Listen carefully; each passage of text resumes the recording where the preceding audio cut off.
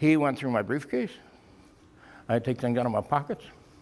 He wanted to look at my passport. He wanted to know all kinds of things. Oh, man, I finally got in there. So Andre said, you didn't do it right. You have to get a pack of cigarettes. So the next time I came in, I walked up there and kind of handed him a cigarette. Go. From then on, I didn't have to do any more than that. Well, what's interesting about the cigarettes, when you buy a pack of cigarettes, and they told me that at the briefing, be careful because most of the people that are selling cigarettes have somehow slit the bottom of the pack and they've taken out 3 or 4. So instead of getting 20, you'll probably get 16. So you'd be careful of that. But it worked pretty good because there were also a lot of embassies in the main cities. And outside the embassy, there will be the military guys standing there, 2 of them. And as you go by there, they're pointing. And well, I just tell them what time it is.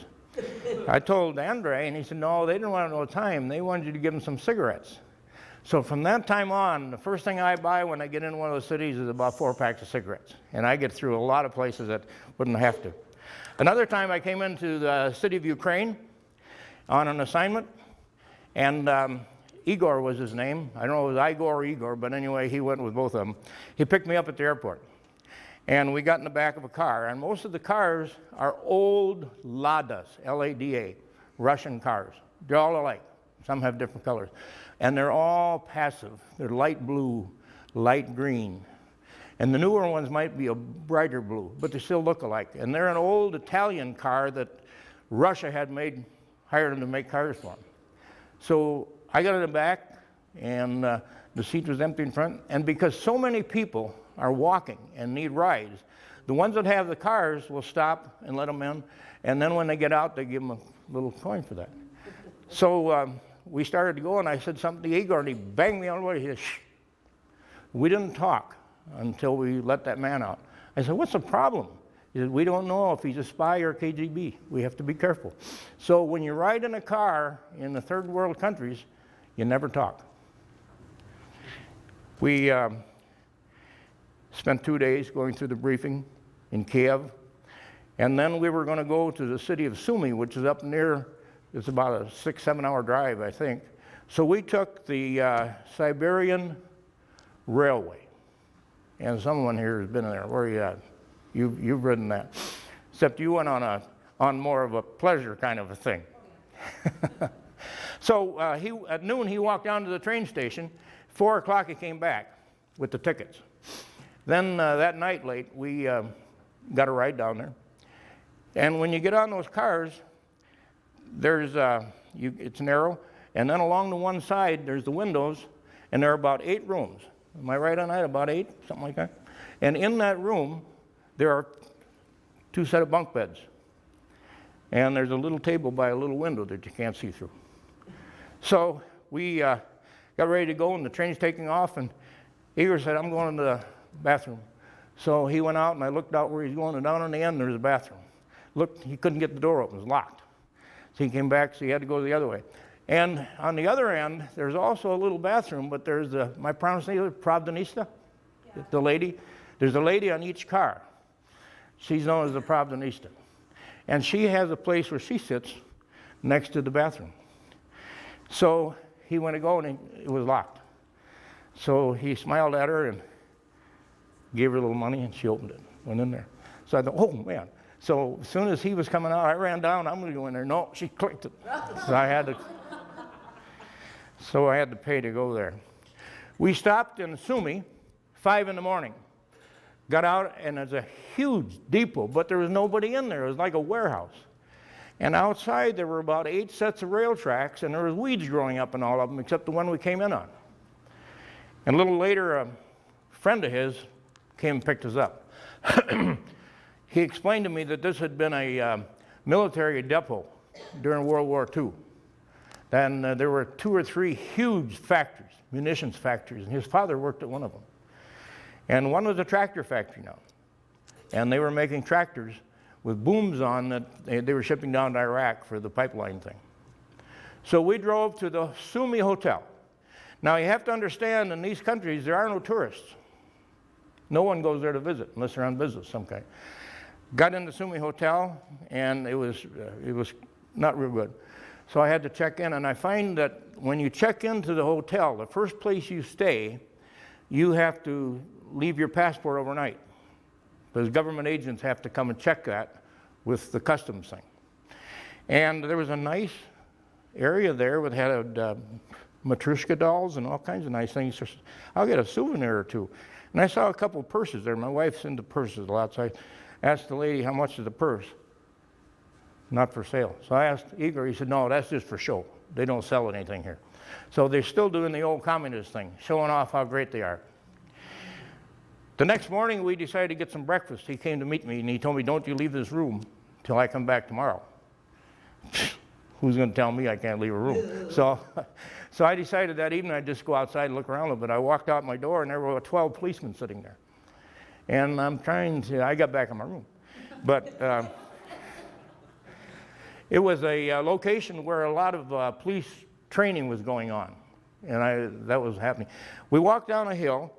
We're going to get some breakfast, and I'm looking, and there's no restaurant along here at all. A big cement wall, and there was a hill on that side with stones, and I said, where's the restaurant? You'll see. Pretty soon we got up to just a door on a big cement wall, and there was a window. We walked in there, sat down, and pretty soon the man running it, there were 3 other men in there. He came and put breakfast on our table. There's no menu, there's one breakfast. And half of it was potatoes. So we had, what happens is, I said, what, there's no advertising. No, he said, everybody knows where it is. And I never thought about that. If you lived there all your life, you'd certainly know that, wouldn't you? And the breakfast, there's no choice on that, you get that. But this was a place where the men that worked at the collective factories would stop for a bite to eat on the way to their work. Otherwise, they ride a bus. What was interesting about the collective factories and buildings and hotels, there was no parking place. The factory that his father worked at employed 4,000 people, and they weren't that many working now. But there wasn't any parking place for a car. See, under communist times, no one had a car. Everybody rode the bus, and they haven't gotten around to changing much of that yet. We got dropped off at his father-in-law's house. And I thought we were in the back street because it was just the worst street in the world. But this is the front of it. So we went in, and of all the things I saw and did in there, but there was a lady, there was a small house, but there was a place where about 3 steps down, about 12-foot square room, cement wall around it. And I looked, and there was an older woman. Vasily! Vasily!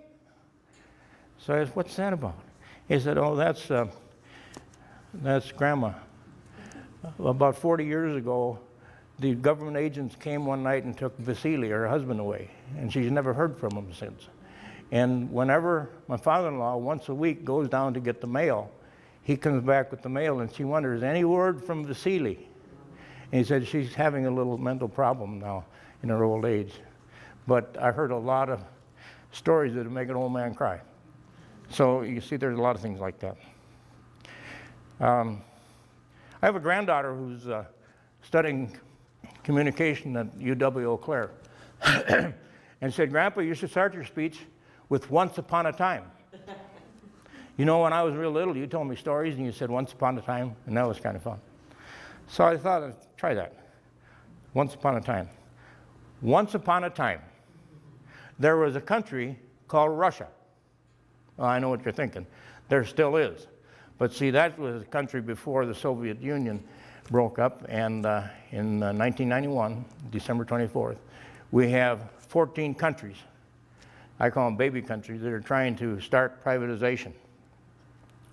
And it all started with Stalin's 5-year plans in 1930. Now, I'm thinking, if all of a sudden you're taking over a country like this, see, we cover about 4 time zones right here in the United States, 4 time zones. Russia starts by Norway and goes over past Japan up into north part of Alaska. Covers 11 time zones. Now, if you got the job of organizing this country, a 5-year plan might not be a bad idea. Only they did it wrong in the long pull. We have 2 basic languages, Spanish and English. basically.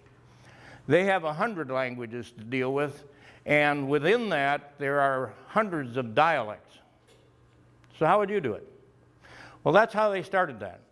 But the problem was, they decided to take over real quick. And if you ever want to read something that's interesting, come on in. There's a lot of books on communism and that type of thing. Here's one called Stalin's Instruments of Terror. And I made a copy of just one little page. I won't bore you with this, but just to give you an idea why we're over there, what we're dealing with. Go now to a Russian village, and the catastrophic still casts its shadow over the place. Rusting machinery is dumped around slimy yards. Weeds flourish in the fields. The people are listless and weary, the temple lethargic, the buildings unpainted and cheerless. More than 80 years ago, farms and peasant holdings were collectivized. Kulaks. Kulaks are the group of people that are a little better than the peasants. They may have owned 2 cows. They may have an education. They're a little bit better than the average. The kulaks and the peasants who showed vigor and enterprise were destroyed wholesale. Alexander, with a long Russian name, described the process as an ethnic catastrophe in which communist volunteers and government agents, like raging beasts, rounded up kulaks and their families and drove them, stripped of their possessions, naked into the northern tundra. The terror-filled famine, inflicted as a matter of socialist policy from the beginning of 1930, possibly killed 14 million people. Whole villages were depopulated. An American labor organizer who had gone to Russia made a visit to a village. He found only one living person, a woman who had gone mad. In the houses were only corpses. One social class, the kulaks, were exterminated. The homeless ones, orphans, abandoned children who lived in freight cars and unfurnished buildings and scavenged for cats, birds, potato peelings. Anyway, of the dead, perhaps 4 million were those children. So that's the beginning of what's caused communism to fail. So that's a little bit why we're there. And then, to make things worse, in 1933, there was a drought in the Ukraine. And the Ukraine was basically the breadbasket of Eastern Europe. They could produce more production in less time and less acres and hectares than any place else. There was a drought.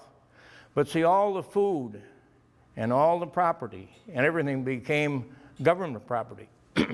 There was a story of a little girl saw something on the sidewalk, a couple crumbs, and she picked them up and was going back, and a government agent saw that. And she and her brother and her mom and dad were eliminated right there because she stole government property. You can't do that. Collectivization of agriculture and industry. Now, while I was up there, Iger said he'd give me a ride to the Russian border. I said, I haven't been in Russia, ever. But if I could just get to the border, I could put my toe in there, and then I could tell everybody I've been in Russia. So as we're driving up the highway, I could see the border crossing. I could see a few of the people out there, and they're all carrying the AK-47s is what it is. And so he pulled off and stopped about a half a mile or a quarter of a mile. He said, okay, make picture. Can't we go up there? No, make picture. So I started to get out. No, through the window. So I snapped the picture. And he turned around and we drove off. They're living in fear. See, if you had your picture taken under communist times, it wasn't really a good idea. And each of these countries, they're trying to get freedom going. See, before 1991, I call that yesterday. And that was then. This is now, today. And this is what's trying to get go. The concept of democracy, they can't even explain it to the older people because they've never lived under anything except communism. But what's interesting, the younger people, from maybe when I was there in 1996, from 30 years younger, many of them have traveled. Some have been to the United States. So it's kind of interesting that they're really pushing for this. And each country is taking a different approach to privatization. When you start to privatize the collective village, the way some of them do it is by the coupon you have. If you had worked there a long time and had a good position, you probably had more points on your coupon. If you were a younger person, you didn't have so many. Now, the problem was that maybe you ended up with a tractor. Another person got a cow. And you can't, it's just hard to explain how unorganized this kind of thing is. Most countries tried to go through the idea of, like I said, the university system, get everybody educated. Even though they did, those credits don't transfer to credits outside in developing countries, Germany, France, and the United States. And most of these villages don't have any grassroots government. They've never elected anybody. See, there's nobody organized to do anything there. We went down to his father's house, and his father took us out to his dasha. They have a little garden plot someplace. We drove out there, and then we stopped. It was interesting. We stopped at his father's brother's place on the way back. I guess an uncle, because there was going to be not a graduation, but a retirement party for his father. And they tried to invite him to go, his brother, but he couldn't go because he didn't have a gift to bring, didn't have any money. But he brought me in to show me a little toy airplane that was on kind of a mantle. And I remember getting something like that back during World War II in the cornflake box. You could take out this card and you could cut out and you could bend stuff around and you could make a little toy airplane. Well, this was something like that. And he was so proud of that, to show me that. He said his son did that. And I looked over and his son was 50 years old. And he had this on the mantle. So they don't have much to remember, much to hang on to. Something as simple as that.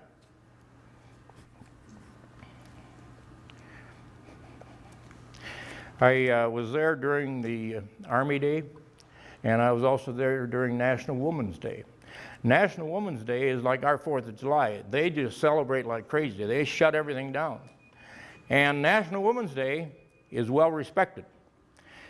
And I looked outside the window and there was a dumpster out there. And there was a guy in there looking at something, so I walked down, went out to look, and it was about a third full of water, and there was junk and crap in there and stink. And a little later I looked, there was an older woman that walked up there. She leaned in there, and she kept digging around, trying to find something. Maybe something to eat, I don't know. It's desperate. Now the villages are kind of interesting. On the way in I drove through Junction City. How many are acquainted with Junction City?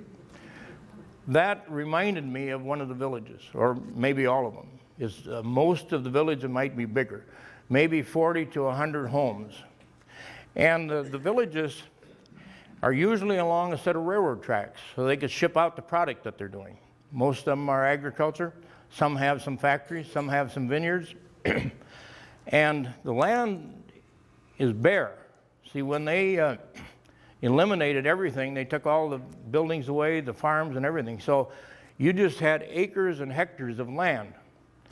And you could see as far as you could go. Most of them are along a railroad track. There's a major highway going by most of them, but usually they're off to the side a little bit. The highway doesn't go through there. And there are people walking, and there's a market, and the market has all the staples that you might need. And when you come to the market, it's fenced in. There'll be older men sitting in front, and they'll have dogs and goats and sheep and geese, piles of firewood for sale. But this is their living, how they make a living. As we walked a little further through the village, we came to the tractor park. The tractor park is what they call the center of operations for the farm. We would find demolished buildings, old dairy barns, barns that had storage, and it was pretty much empty. But there was one big administration building. And in the administration building, there was a big room. And I wondered, you know, what do they need a room? Oh, he said it's not for training people how to farm, but it's for the propaganda meetings. Government agents would come out about once a week for about a 3-hour meeting about propaganda. And everybody was required to attend it. As we went a little further, we came to the city administration building. And the city administration building was the center of activity for the people living there. There would be 2 government agents there during the week. If you ever got mail, you would get your mail there. You could get your vouchers because you were allowed a pair of shoes once a year, but you had to get your vouchers. You had to qualify, all that kind of thing. One fellow I ran into was a driver in the Republic of Georgia. And we came out of a building, and he was in his 40s, and he wasn't into this democracy thing much. And he said, I need to show you. So we walked down. Everything's cement. Russia is built out of cement. Anyway, these big buildings, 3 stories high, huge building. And he said, under communist times, building thousands of shoes. Now, under your times, no shoes. Well, how do you explain to them that go ahead and buy it and buy some shoes and put them up for sale, you know? So, but that's what we're trying to teach over there. The homes in the villages are kind of on a walking street. There aren't any cars there much, but there'll be a horse and buggy or something going by, wagons a lot. They all had fences, wood fences that were about this high. And they had 2 big doors that open up as you go in there. And as you go in there, the first thing you meet is the guard dog, and he means business. So they have to shorten up his chain a little bit. And in there, you will find maybe a cow, some chickens, some geese, and an outdoor biffy. And all the people are allotted a plot on the edge of town for a garden, where it's a long stretch of area, and each one has a certain amount of garden plot there. Some of them have beehives somewhere, and that's a pretty cheap way to make something to sell. You get some honey, but